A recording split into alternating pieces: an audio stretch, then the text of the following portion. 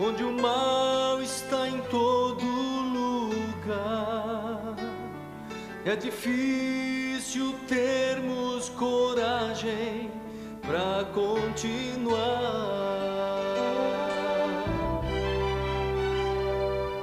Nesse mundo de promessas quebradas, onde quase não há homens de valor, precisamos estar sempre unidos ao nosso Senhor. Sim, há poder para o idoso e cansado, há poder para o novo irmão, há esperança e poder ao alcance de todo que crê em seu amor.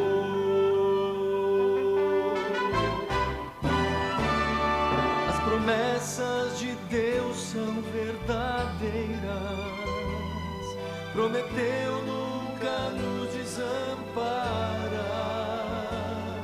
Nele está o poder e a esperança, é preciso acreditar. Há poder para o idoso e cansado, há poder para o novo irmão, há esperança e poder ao alcance de todo que crê em seu amor.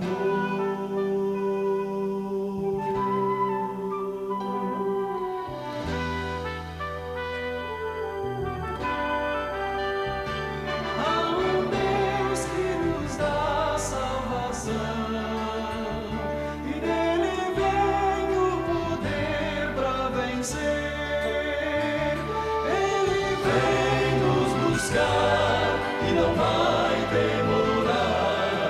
Vamos olhar para o alto.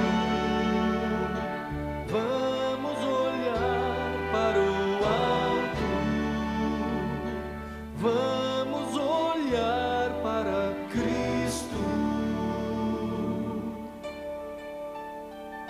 Há poder para o idoso e cansado, há poder para o novo irmão, há esperança e poder ao alcance de todo que crê. Porque crê, se há poder para o idoso e cansado, há poder para o novo irmão, há esperança e poder ao alcance de todo que crê. O que crê em seu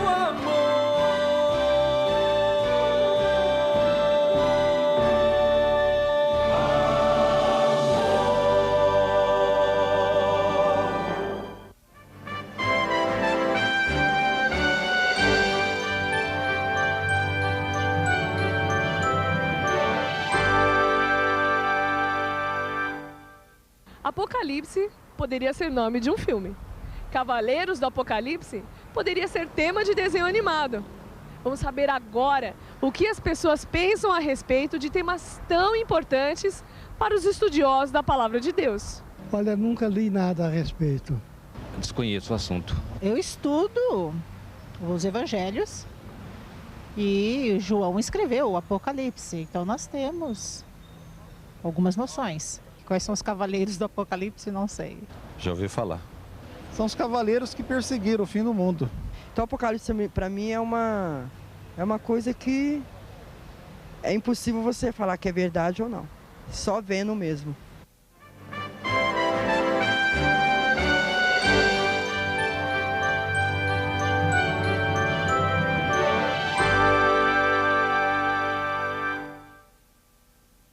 Muito boa noite a todos.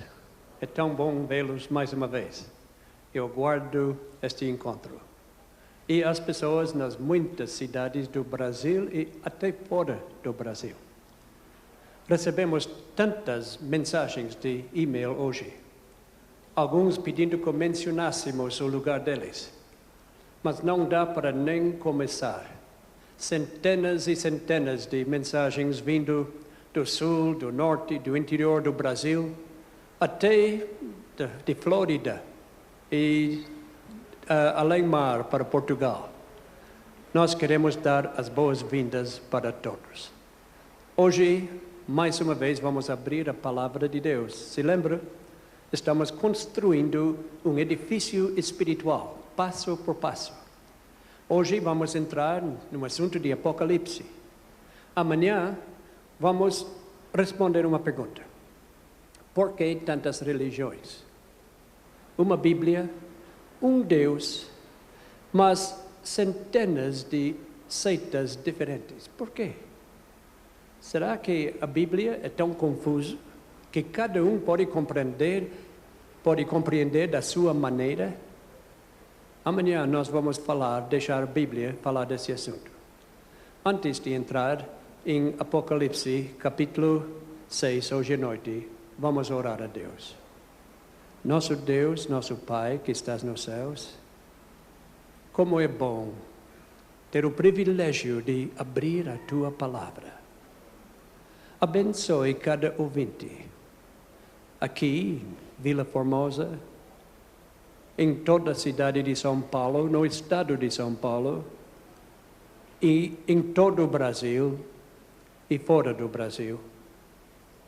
Centenas e centenas, milhares, centenas de milhares de pessoas agora estão esperando a Tua Palavra.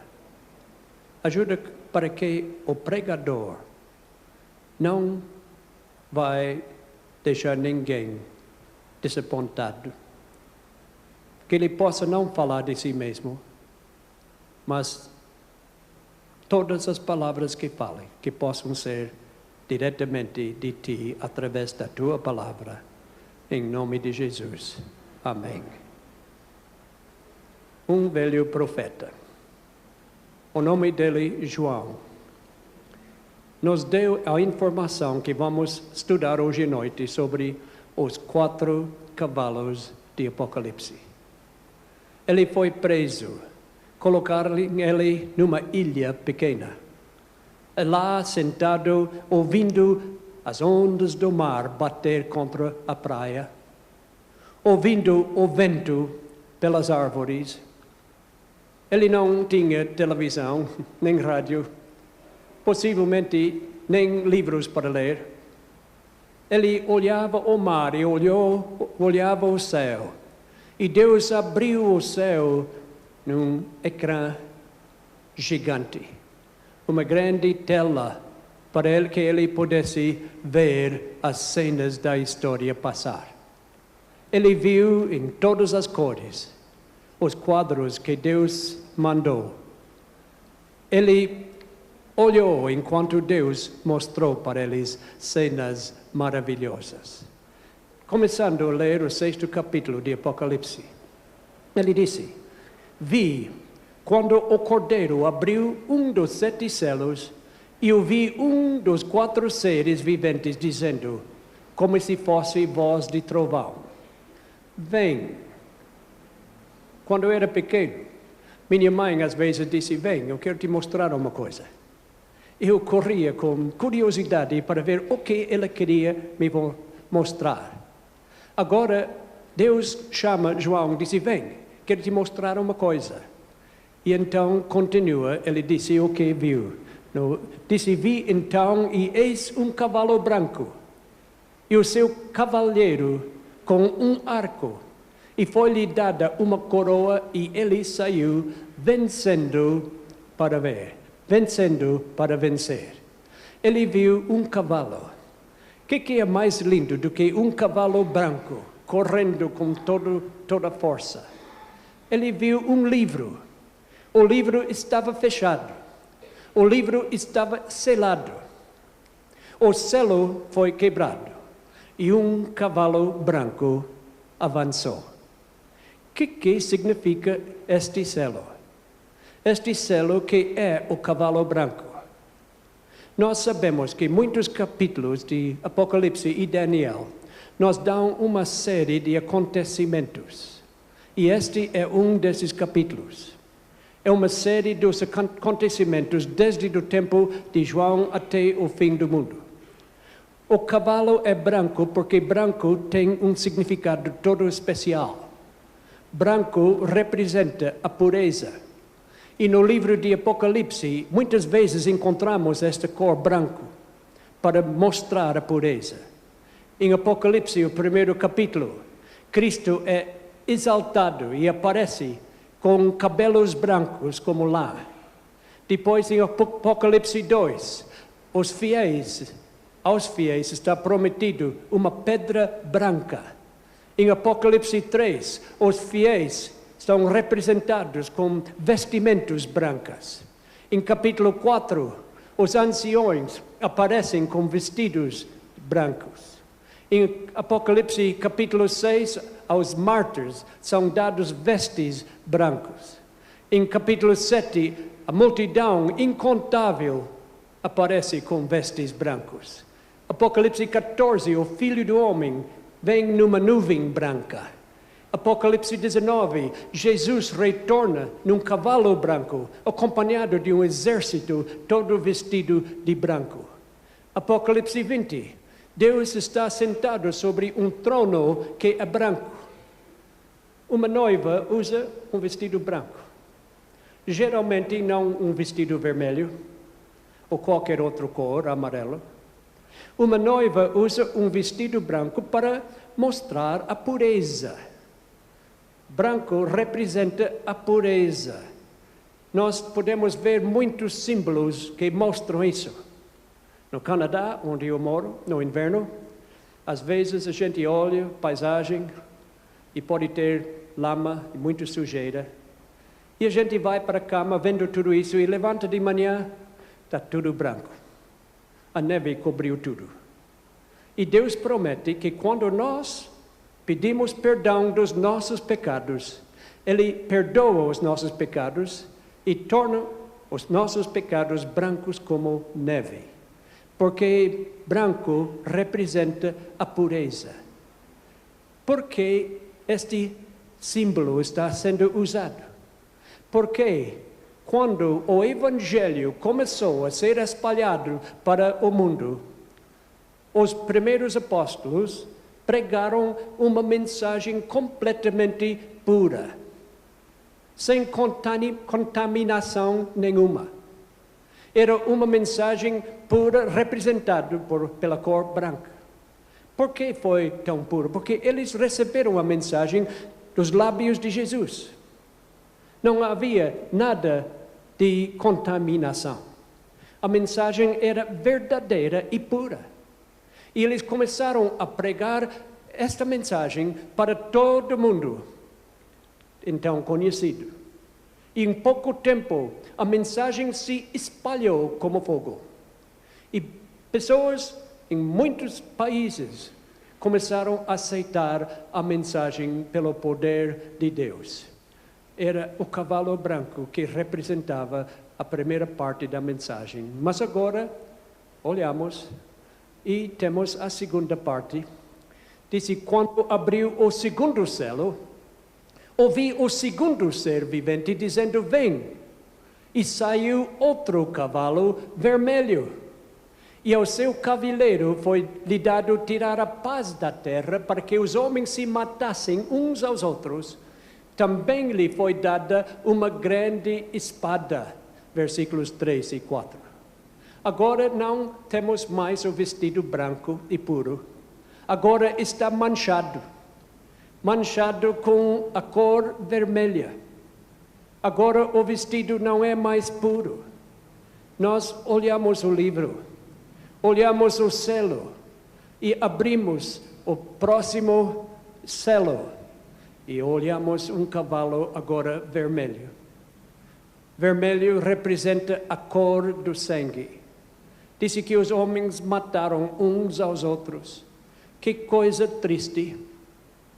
Na primeira era do Evangelho, a mensagem era branca, pura. Mas entrou uma outra fase, uma fase de perseguição. Uma fase em que o pagão matava o cristão. Uma fase que era difícil ser um cristão, porque era proibido pela lei. Qualquer pessoa que aceitasse a Cristo e estudasse a Bíblia era considerado grande criminoso e podia ser castigado, preso e até morto. E não demorou muito, depois do tempo de Cristo, que houve uma grande perseguição. 3 milhões de pessoas ou mais se morreram. Um dos pais da igreja, Tertuliano, fez uma declaração. Ele disse: o sangue dos mártires é semente. Que os inimigos do cristianismo descobriram? Descobriram que cada vez que matavam um cristão, outros surgiram para tomar o seu lugar. Quanto mais eles perseguiam os cristãos, tanto mais o cristianismo cresceu. Eles descobriram que era impossível acabar com o cristianismo por causa do poder da mensagem. E quando alguns foram mortos, outros tomaram o seu lugar e continuaram dando a mensagem. Um outro pai da igreja disse que os cristãos são como um campo de relva. Quanto mais frequentemente cortado, tanto mais cresce. O cristianismo continuou a crescer apesar da perseguição.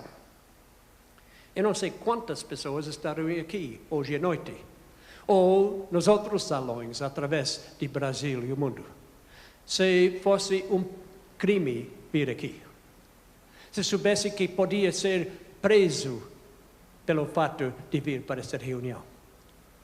Eram cristãos valentes que não importaram a sua própria vida, seu próprio conforto. Eles achavam tão importante obedecer a Cristo, era mais importante do que a própria vida. Ser cristão era crime punível com a morte.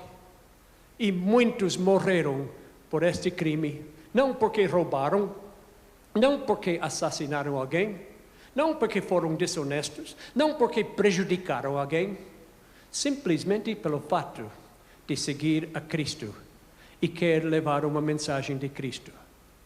Em 1975, eu visitei a cidade de Roma. Eu fui para o Coliseu lá em Roma, onde tantos cristãos foram jogados aos leões. Eu fui olhando, não tinha guia. Eu fui olhando, vi umas jaulas no lado. Eu chamei uma pessoa que era guia de outra turma. Disse: me perdoa, mas eu queria saber para que foram essas jaulas usadas. E essas jaulas eram para os leões? O guia disse: não, as jaulas dos leões estão no outro lado. E essas jaulas para que eram? Eram para os cristãos. Num lado tinha cristãos presos, outro lado leões. A multidão chegava para ver o esporte, porque o esporte lá naquele tempo não era futebol como no Brasil. As multidões chegavam para ver o grande espetáculo quando colocaram os cristãos no meio do campo e soltavam leões que estavam famintos. Haviam passado semanas sem comida. E eles colocaram lâmpadas ao redor do Colosseu. Grandes mastros, não eram lâmpadas elétricas. Eram humanos, cristãos, amarrados aos postes, cobertos de piche. E incendiaram eles. Os cristãos queimando para fornecer luz para o povo ver o espetáculo dos outros cristãos sendo destruído pelos leões. Foi um tempo de sangue, sem dúvida nenhuma. Eu gosto da história de um velho pregador, ele é contemporâneo do apóstolo São João. Eles o prenderam e levaram ele para o Colosseu e tentaram intimidar, tentaram dar medo para ele. Disseram para ele, agora é bom denunciar a Cristo. Se o senhor denunciar a Cristo agora, o senhor pode ir livre e não vai morrer comido pelos leões. O velho Policarpo, com tanta coragem, quando ele ouviu este desafio, disseram para ele, tenha respeito à sua idade. Ele era bem idoso. Tenha respeito à sua idade, amaldiçoe Cristo e eu o libertarei, disse o cônsul. Qual foi a resposta do velho? Enquanto a multidão ficou olhando, com voz forte e cheio de emoção, ele respondeu, por 86 anos o tenho servido e ele nunca fez-me nenhum mal. Ele não podia trair o seu Salvador, nem para salvar a sua vida. Essa era a coragem do povo deste tempo. Disse, como posso blasfemar contra o meu rei, aquele que me salvou? Era um homem valente, como milhares e milhões de cristãos daquele tempo. Amaram tanto a Cristo que não importaram pagar com a sua vida. No concílio de Niceia, no ano 325 depois de Cristo, ano Domini, vieram delegados de todos os países para um grande concílio. Dizem que cada um, quase todos que chegaram, eram mutilados. Alguns faltavam um braço, outro um olho, todos sofrendo as marcas da perseguição. Como teria sido difícil ser cristão naquele tempo. Era o tempo que o pagão perseguiu o cristão, mas agora a coisa vai ficar pior. Olhamos o próximo versículo e disse João, falando ainda do mesmo assunto, disse, quando abriu o terceiro selo, ouvi o terceiro ser vivente dizendo, vem. Então vi, e eis que um cavalo preto, o seu cavaleiro com uma balança na mão, e ouvi uma como voz no meio dos 4 seres viventes dizendo, uma medida de trigo por 1 denário, 3 medidas de cevada por 1 denário, e não danifiques o azeite e o vinho. Aqui então vemos um cavalo preto. Agora as coisas estão ficando pretas. Um vestido branco e puro, manchado de sangue, e agora completamente contrário ao primeiro. Preto.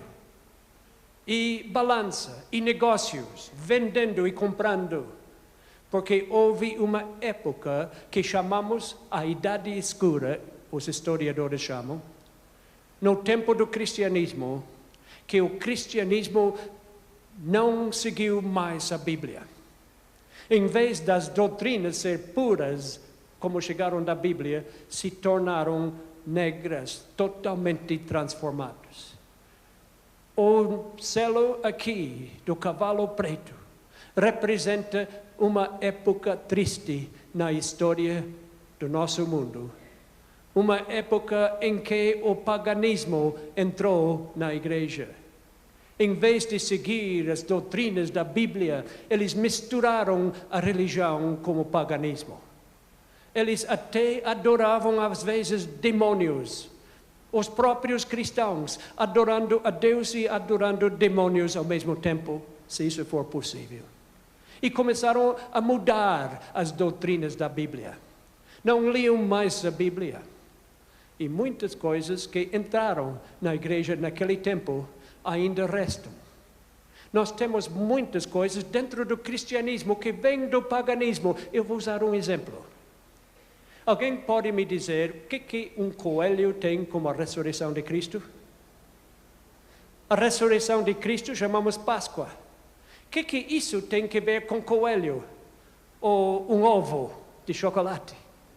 Mas eles adoravam o coelho, o pagão adorava o coelho, porque o coelho era um animal que reproduzia muitos. Alguém já criou coelhos? Eu criei como menino. Eu tive um coelho. Não demorou muito que eu tinha dúzias de coelhos.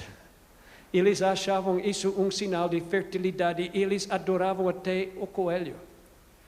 E hoje, até hoje, na Páscoa, tem coelhos e ovos daquele tempo, porque foi o paganismo que trouxe isso dentro da igreja. Eu poderia usar muitas mais ilustrações.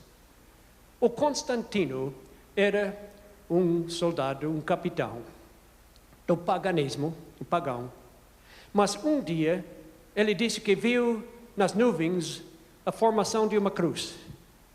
E disse que ele ouviu uma voz dizendo: sob este signo vencerás. E ele imediatamente se tornou cristão. E ele mandou todo o seu exército tornar cristão.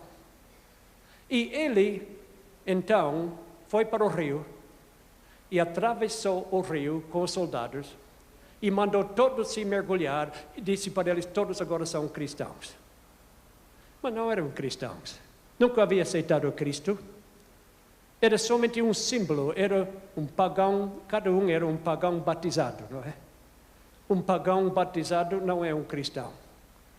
E eles continuaram com seus costumes, com seus coelhos e ovos e tantas outras coisas.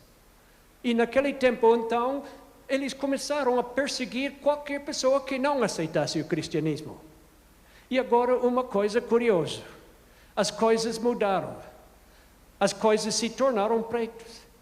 Eles usaram negócios, eles pagaram $20 em dinheiro americano, equivalente, e uma muda de roupa para qualquer pessoa que se tornasse cristão.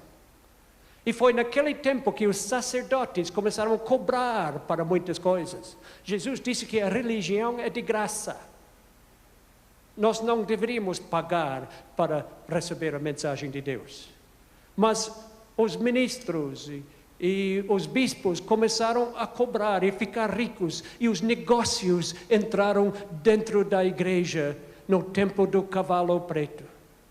E em vez do pagão perseguir o cristão, agora o cristão começou a perseguir o pagão. Pior ainda, não é? Mas as coisas vão piorar mais. O que pode ser pior do que a cor preta? Vamos ler o próximo versículo e vamos ver. Outra vez em Apocalipse, capítulo 6. E lemos agora: quando o Cordeiro abriu o quarto selo, ouvi a voz do quarto ser vivente dizendo: vem. E olhei e eis um cavalo amarelo. E o seu cavaleiro sendo chamado Morte. E o inferno o estava seguindo, e foi-lhes dado autoridade sobre a quarta parte da terra, para matar a espada pela fome, com a mortandade e por meio das feras da terra. Por que a cor amarela? Em inglês não disse amarelo, em inglês disse pálido, sem cor. Quando era menino, voltando para a juventude, às vezes, no inverno, tivemos um pouco de frio, um pouco mais do que tem em São Paulo.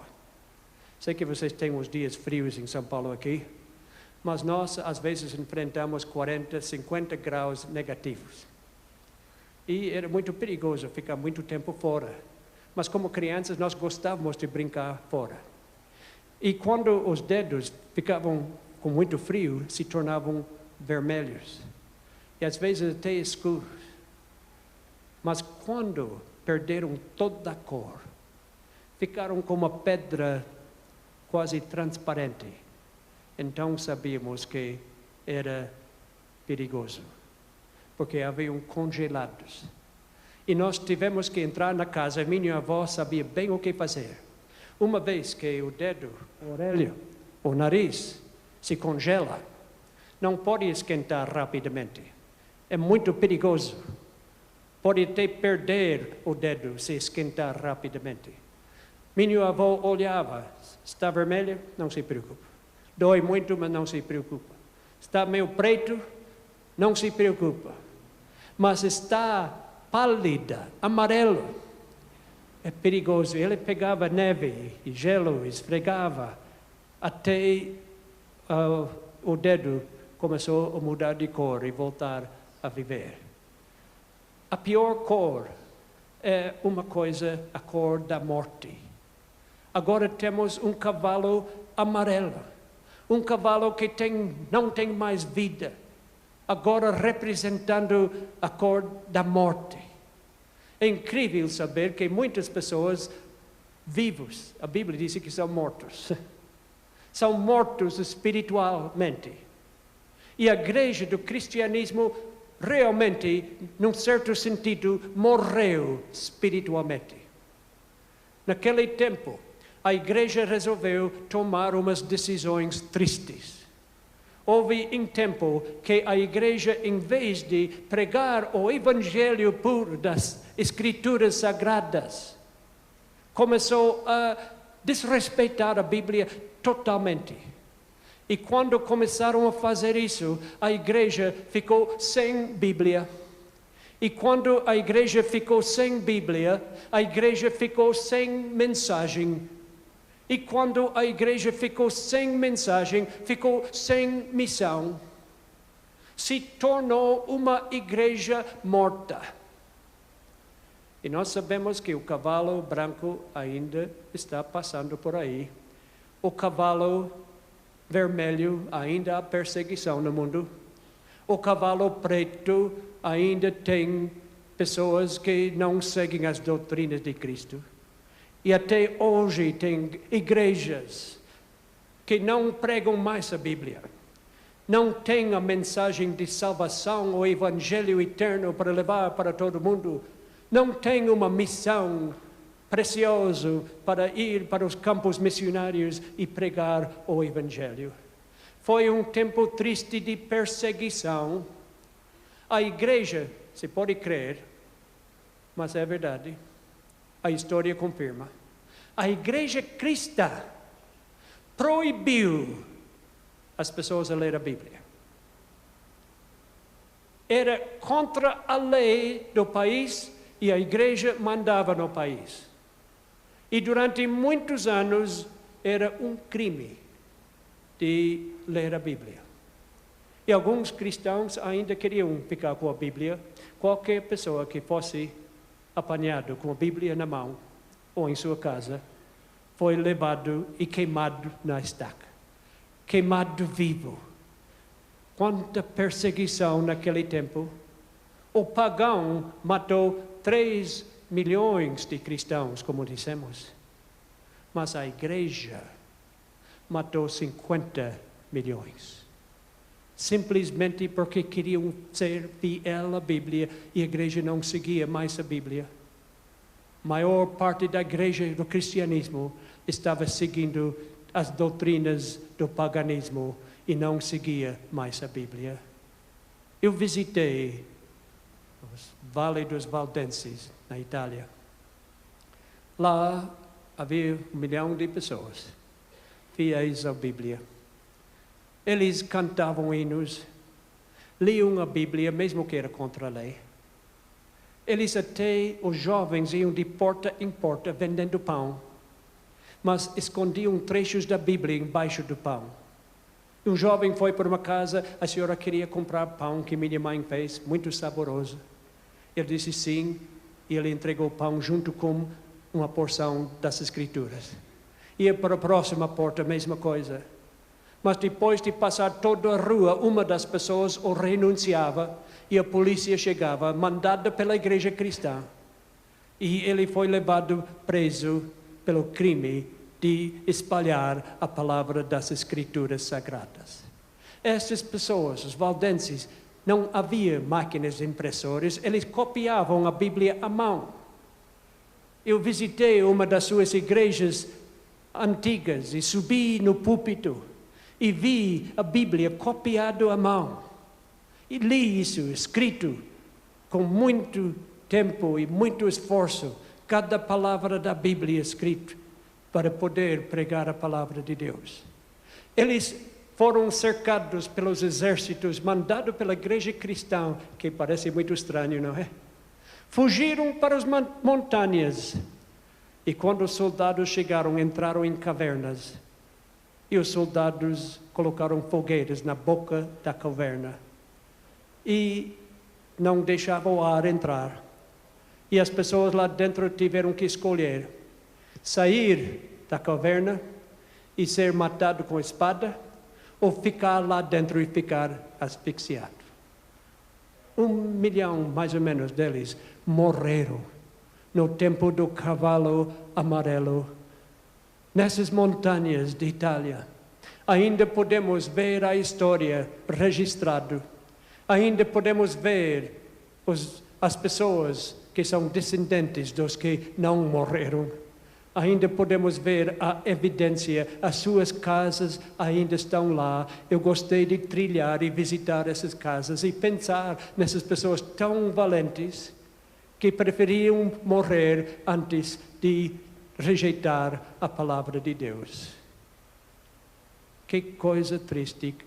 Não mais o pagão perseguindo os cristãos. Não. Não mais os cristãos perseguindo o pagão. Mas agora uma fase completamente nova. Agora uma coisa totalmente diferente, os cristãos perseguindo outros cristãos que não concordavam com eles. Mas precisamos continuar. Continuamos para ver o próximo sinal. Roma pagã torturava criminosos por roubo. Foi uma coisa cruel, mas Roma cristã torturava os cristãos pelo crime de ler a Bíblia. Tempo triste na história deste mundo.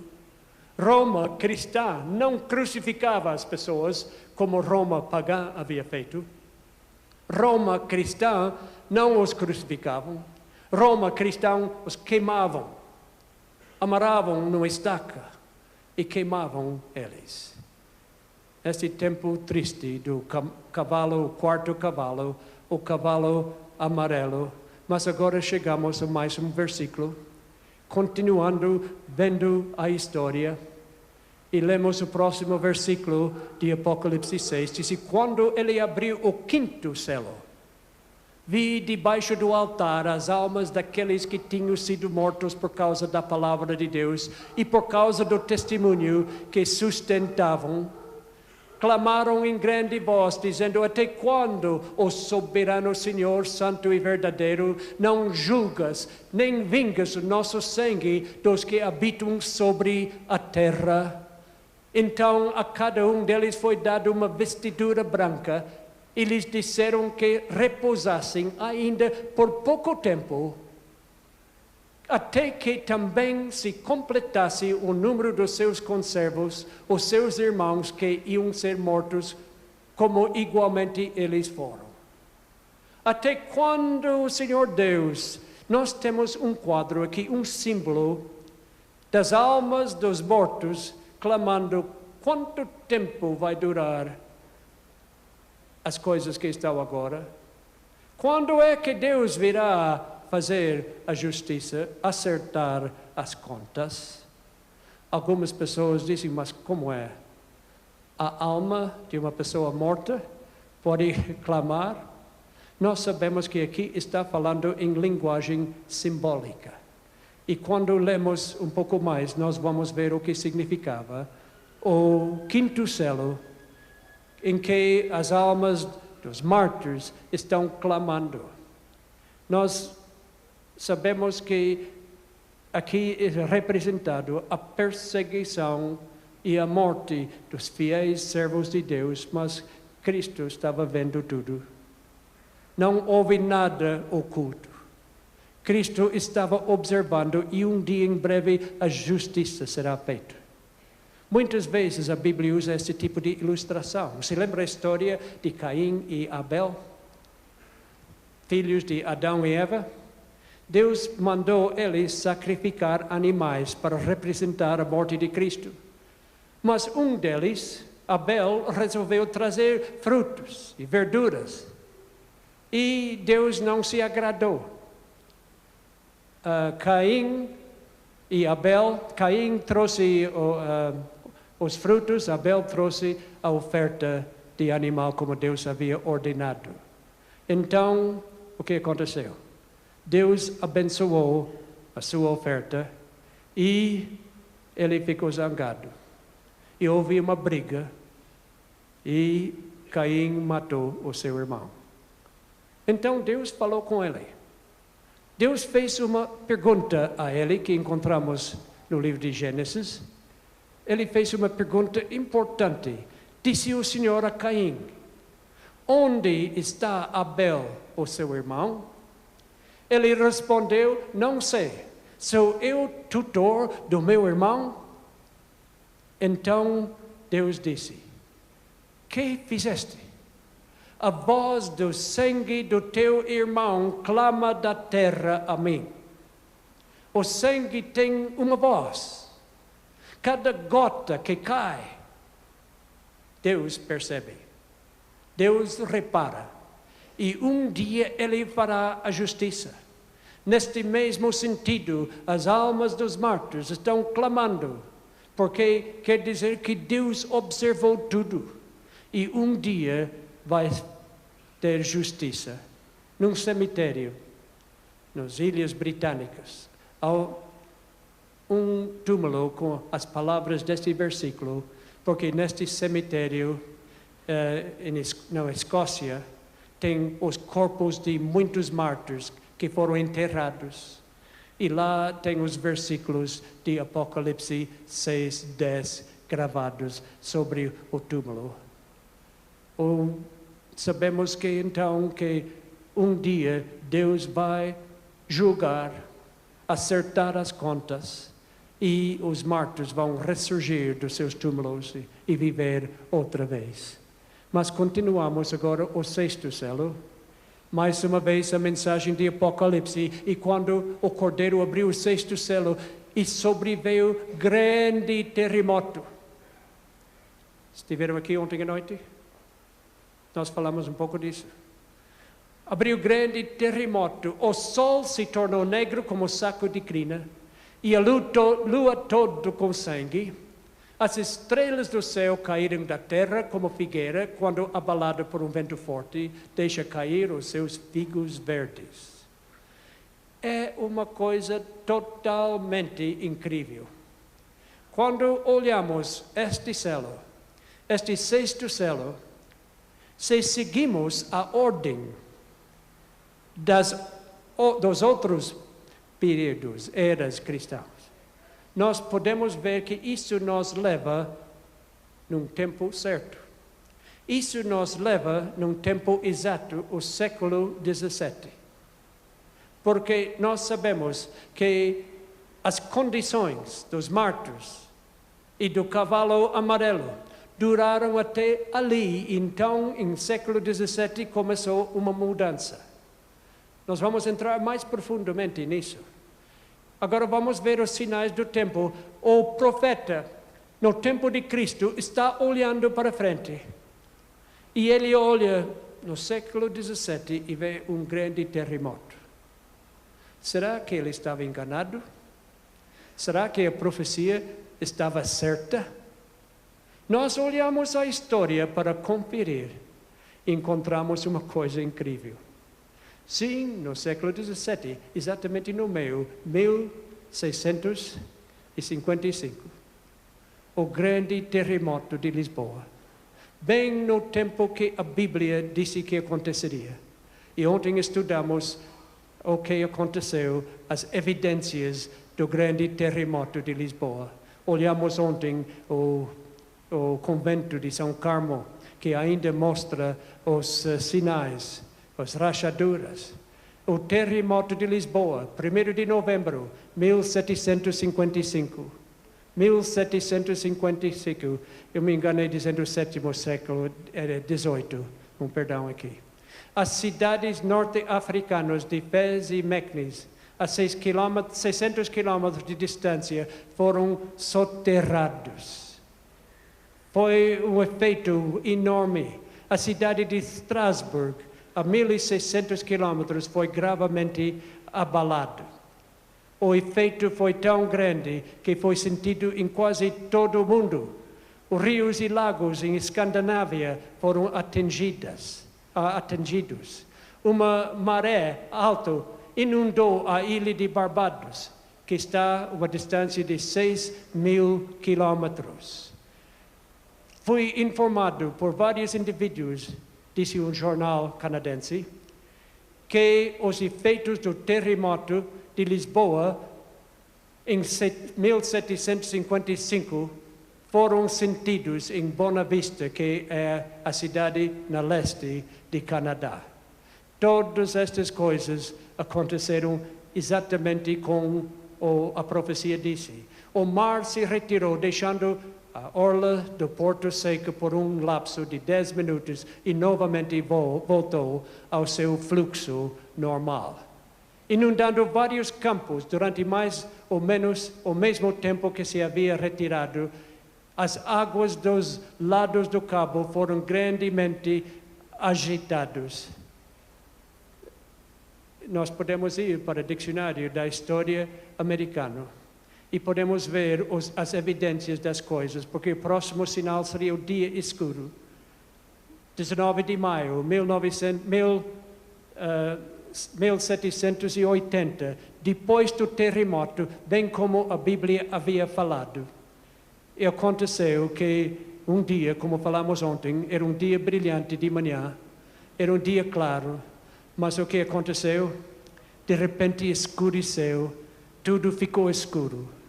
E lembramos, como falamos ontem à noite, que na noite seguinte a lua se tornou em sangue, exatamente na ordem exata que a Bíblia falou. E em seguida a queda das estrelas. Tudo certo. O dia escuro na América do Norte é um daqueles fenômenos que sempre será estudado com interesse, mas a astrologia não consegue explicar, nem a astronomia não consegue explicar isso. Porque é uma coisa inexplicável, como o profeta pode dizer tudo isso antes de acontecer. A lua se tornou em sangue e logo em seguida, depois que a lua se tornou em sangue, houve a queda das estrelas, bem na ordem que a Bíblia disse. E hoje em dia podemos visitar os índios de Canadá. E eles têm registrado o dia que as estrelas caíram. Os índios norte-americanos dizem que foi a noite que o Deus do céu cuspiu fogo da sua boca e espantou o mundo. Os escravos do sul dos Estados Unidos ficaram tão impressionados com isso que eles fizeram até uma música sobre isso. O Sir Peter Macmillan, na revista Telescópio, calculou que caíram entre 100.000 e 200.000 estrelas por hora. Na América do Norte, os índios registraram isso. E os escravos do Sul cantaram um hino chamado Negro Spiritual, que foi mais ou menos assim: meu Deus, oh que glória! Meu Deus, oh que glória!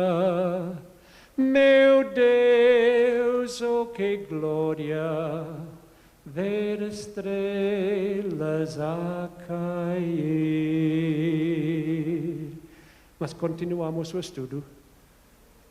O que aconteceu em seguida? É uma coisa impressionante. Algumas pessoas perguntam, por que aconteceu isso na América do Norte? Tem 3 motivos para ver o que é significante e importante sobre esses sinais. Sua magnitude, chamaram a atenção mundial. Também sua localidade. Por quê? Porque não teria nenhum significado no deserto de Arábia ter esses sinais, porque ninguém estava estudando a Bíblia. Aconteceu justamente onde as pessoas estavam estudando a Bíblia e podiam compreender o significado. Sua magnitude, sua localidade e seu tempo, tudo no tempo certo. Mas o que aconteceu em seguida? Continuamos a ler da Bíblia. Continuamos a ler o que o profeta disse. E olhamos o versículo, e o céu recolheu-se como um pergaminho quando se enrola. Então todos os montes e ilhas foram movidos do seu lugar, e os reis da terra, os grandes, os comandantes, os ricos, os poderosos, e todo escravo e todo livre se esconderam nas cavernas e nos penhascos dos montes. E disseram aos montes e aos rochedos, cai sobre nós e escondei-nos da face daquele que se assenta no trono e da ira do Cordeiro, porque chegou o grande dia da ira deles, e quem é que pode suster-se? Apocalipse 6, 14 e 17. Algumas pessoas dizem, eu não posso compreender a Bíblia. Mas a Bíblia é tão clara que nós sabemos exatamente onde nós estamos. Estamos entre versículo 13 e versículo 14 de Apocalipse. Versículo 13 fala da queda das estrelas, já aconteceu. Versículo 14 fala da segunda vinda de Cristo, e isso não aconteceu. Mas continuamos o último selo. Não achamos em Apocalipse 6. Não achamos em Apocalipse 7. Mas quando vamos para Apocalipse 8, lá vem o 7º selo. Quando o Cordeiro abriu o 7º selo, houve silêncio no céu cerca de meia hora. Como pode haver silêncio no céu? No céu, os anjos estão louvando a Deus, cantando glória a Deus. Como pode haver silêncio no céu? O 7º selo fala de silêncio no céu. Por que vai ter silêncio no céu? Porque fala da segunda vinda de Cristo.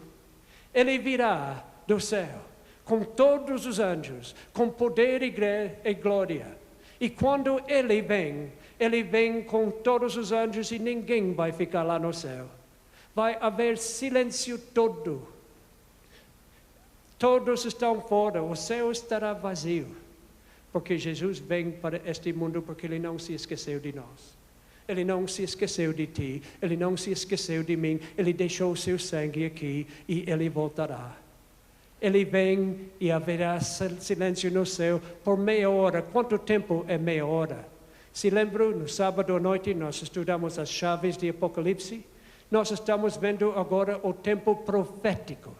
E o tempo profético mostra que um dia representa um ano, se lembra?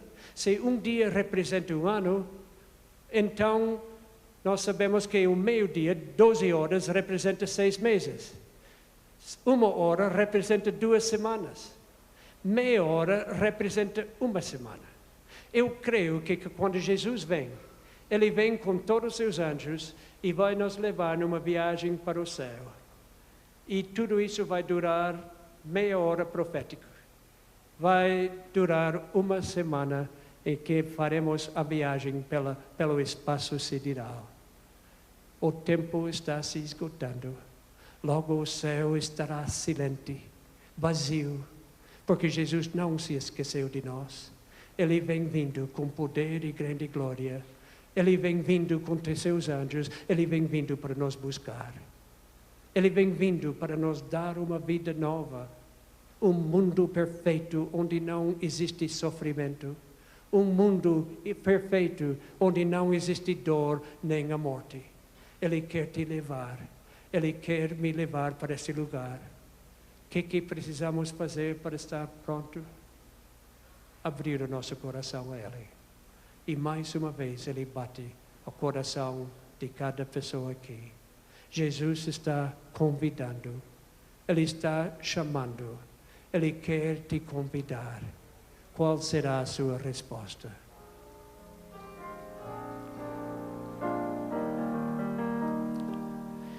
Entrada, Jesus quer em teu coração,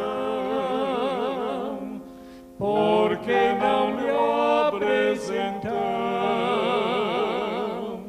Não deixes que nada lhe ocupe o lugar. Que resposta hoje vais dar?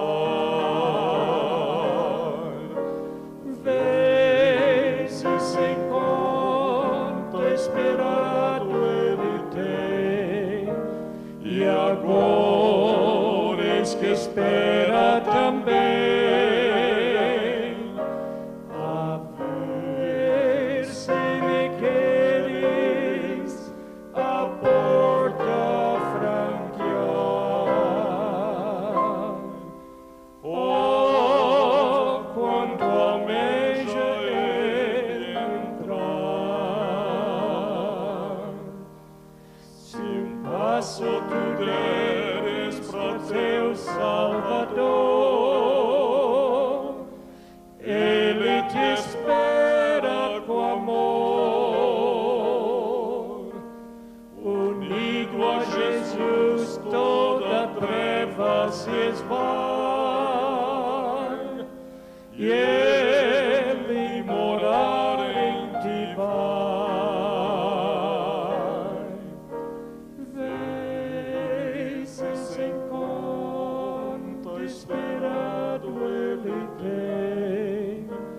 E agora eis que espera também, a ver se lhe queres a porta franquear. Oh, quanto almeja Ele entrar. Pai nosso que estás nos céus, nós queremos estar prontos para a tua vinda. Estamos vivendo entre versículo 13 e 14 de Apocalipse 6. Nós sabemos que em breve o céu se abrirá. Olharemos para o céu para ver o sinal do Filho de Deus vindo em grande poder e glória com todos os seus anjos. Abençoe cada pessoa aqui.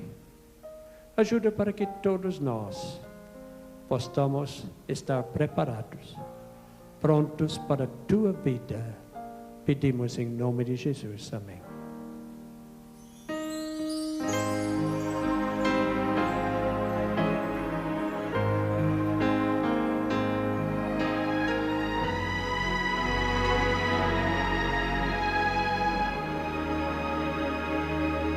Que o Senhor lhe abençoe e guarde, que o Senhor